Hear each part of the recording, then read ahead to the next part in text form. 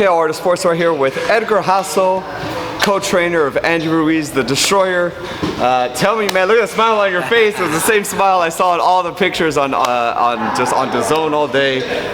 We've been talking about it all day, man. Just try to, if you can, obviously it's hard to put into words, but try to take us in that moment when you see the ref waving his hands, it's over, and you're jumping in the ring about to congratulate your guy. Tell us about that. Wow, man. I mean, it's a beautiful experience. No, it's a dream come true just for Andy, you know, and us as trainers as well. I mean, it was, you know, one of the happiest moments I can remember in this sport.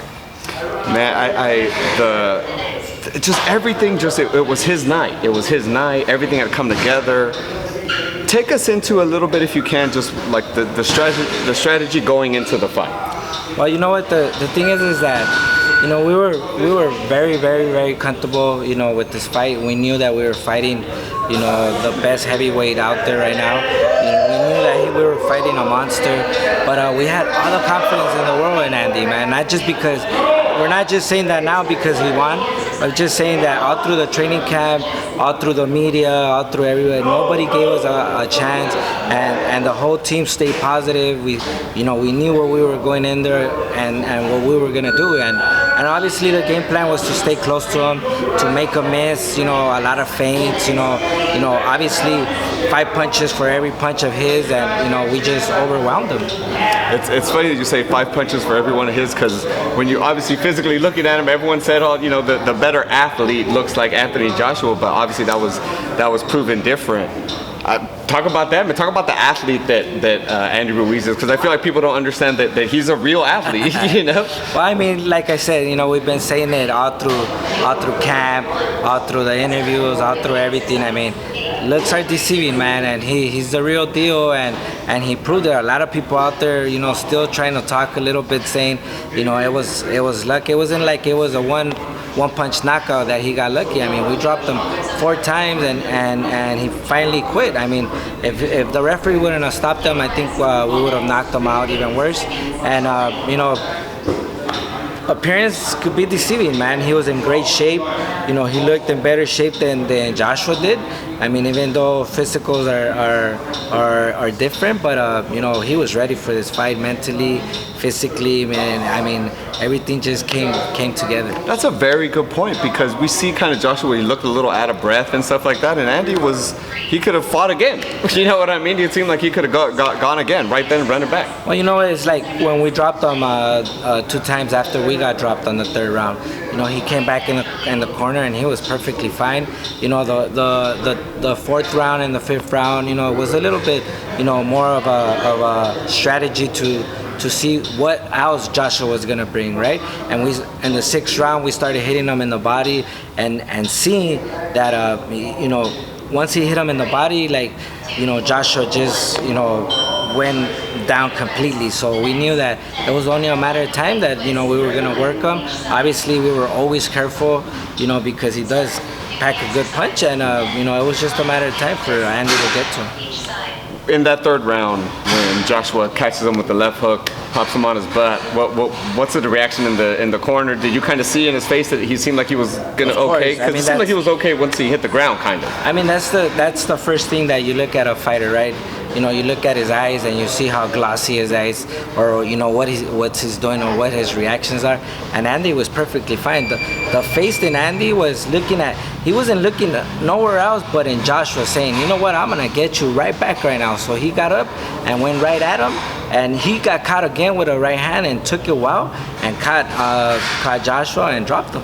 That's a very good point, because he had his eyes on him, and because he knew Joshua was coming after that, and he was ready for a fight right in that moment. Right. I mean, you know, after the fight, you know, we had a chance to talk while we were in the dressing room, and that's exactly what he told us. He's like, you know what, I was on the floor and I was thinking, like, what just happened? Like, I'm gonna get this guy back right now. Like, you know, in his mind was no, like, oh shit, I'm hurt. Oh, you know, I gotta be careful. In his mind was like, I'm gonna get this guy back.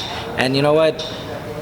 All I have to say is, you know, Joshua is such a gentleman. You know, such a, you know, good sportsmanship. You know, very professional.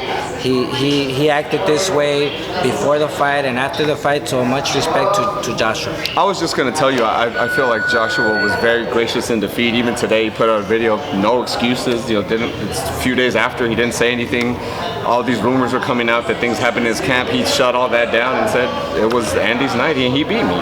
Exactly. I mean, it was history in the making. We had called it. Even on the weigh-ins, I said, you know what, maybe I was talking a little bit too much, but for some of the interviews that I got or questions, I was like, we're gonna shock the world. We're gonna shock the world, and look, he shocked the world. It happened, man. It happened. He's all over now. It's the only thing I see on the gram now for sure. That's awesome. He was on Jimmy Kimmel, which is awesome.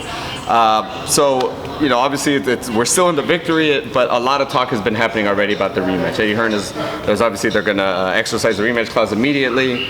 It seems like November, December, possibly. Last I heard is AJ's team has say over where the fight is. I guess what details can you tell us if you know any? And I mean, are you guys looking forward? Obviously, you guys are super looking forward to it. I'm assuming, well, right? I'm not gonna discuss certain things that it's not in my place to discuss, and we leave that up to his management team, to his promotional team, to figure out the place where we're gonna fight. But that if we're gonna be ready for November and December, of course we are, man. We're ready for this fight again. We're willing to give him a rematch. Andy's willing to give him the rematch again and do it again. And I think it's gonna be a great fight.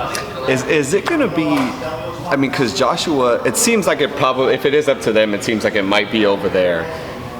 But I feel like the same. It's still a square ring. It's still only them two in the ring, and I feel like, Joshua is a finisher. Once he gets someone hurt, he tries to go after them. That's exactly what happened. And Andy's still going to be ready. He's still going to be that guy who wants to fight when Joshua is ready to fight. Right. I mean, at this time around, just the confidence in Andy is going to be a lot bigger. I mean, preparation is going to be better. Mentally, he's going to be better. It don't matter where we go, whether we go to Japan, whether we go to Asia, wherever we go.